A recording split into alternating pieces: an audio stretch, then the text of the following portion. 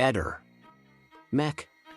Pallister. La salma è in perfette condizioni, non c'è nessuna traccia di neanche di inizio di putrefazione in nessuna sede. La salma è fresca, non c'è niente, non c'è i vestiti integri, i tessuti integri, cioè no. O è stata congelata in maniera che nessuno, con un procedimento che nessun medico legale ha mai visto al mondo.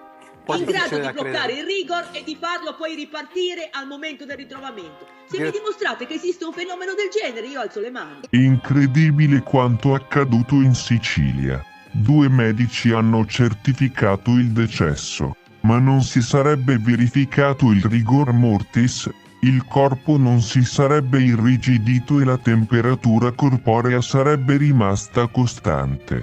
A fondo cicala, nella frazione di Carini, qualcuno pensa al miracolo. La famiglia attende una nuova visita del medico legale, ma la SPA smentisce tutto, non sono previsti altri accertamenti. Il figlio della donna, in queste condizioni non permetteremo la sepoltura. Da 6 giorni vegliano la madre morta e non la vogliono seppellire perché secondo loro si tratta di una morte apparente. La donna, Grazia Bruno, 68 anni, è deceduta giovedì scorso, a Villa Grazia di Carini, frazione di Carini, Palermo. Rientrava a casa dopo un periodo di ricovero in ospedale. Il medico legale ha certificato la morte, ma non si sarebbe verificato il rigor mortis, il corpo non si sarebbe irrigidito e la temperatura corporea sarebbe rimasta costante.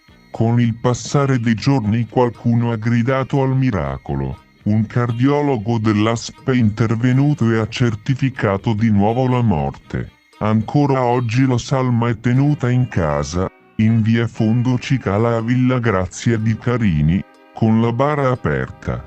Il medico legale, pur constatando la morte della donna, avrebbe rilevato alcune anomalie e ritardi nel processo di rigor mortis. Per questo motivo, secondo il racconto dei familiari, avrebbe concesso altri 4 giorni di proroga per dare il via all'iter di sepoltura, un limite temporale che scade oggi pomeriggio. In queste condizioni non permetteremo la sepoltura di nostra madre, dice Francesco Paolo Passalacqua, uno dei figli di Grazia Bruno. Anche il nostro medico di famiglia, pur constatando la morte, ha evidenziato delle anomalie. Non siamo dei medici, ma a nostro avviso potrebbe essere un caso di morte apparente. Anche i carabinieri sono sbalorditi.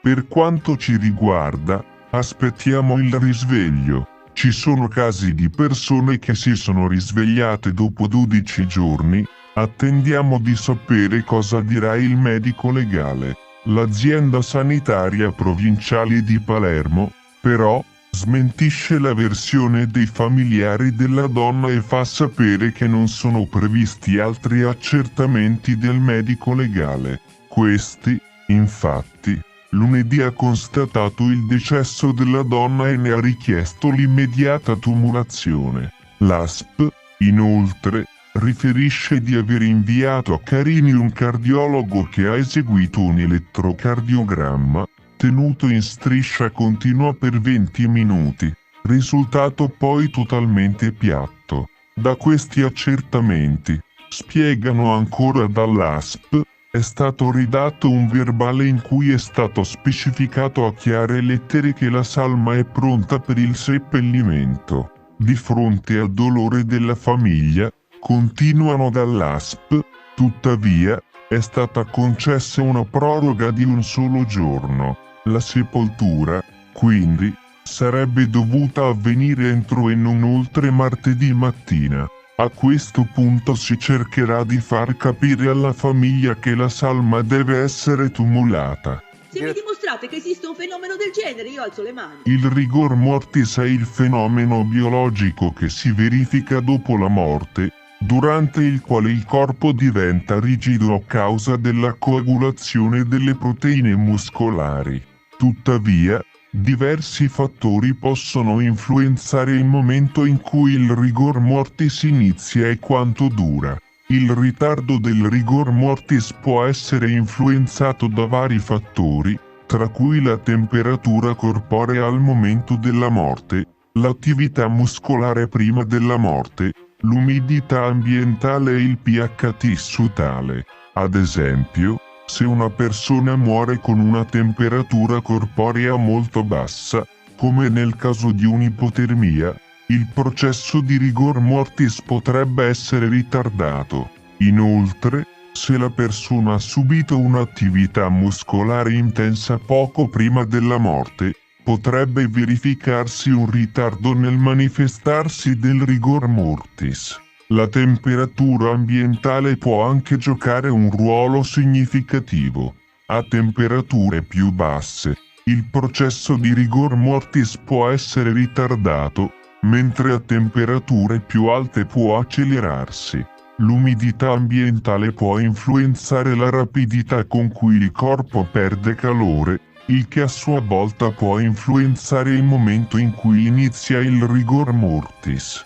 Anche il pH tissutale può influenzare il rigor mortis. Diversi fattori, come l'accumulo di acido lattico nei muscoli a seguito di un'intensa attività fisica prima della morte, possono influire sul pH tissutale e quindi sul processo di rigor mortis. Inoltre, condizioni come l'avvelenamento da stricnina o l'avvelenamento da monossido di carbonio possono influenzare il tempo e la durata del rigor mortis. Queste sostanze chimiche possono influenzare il funzionamento dei muscoli e quindi il processo di rigidità post-mortem.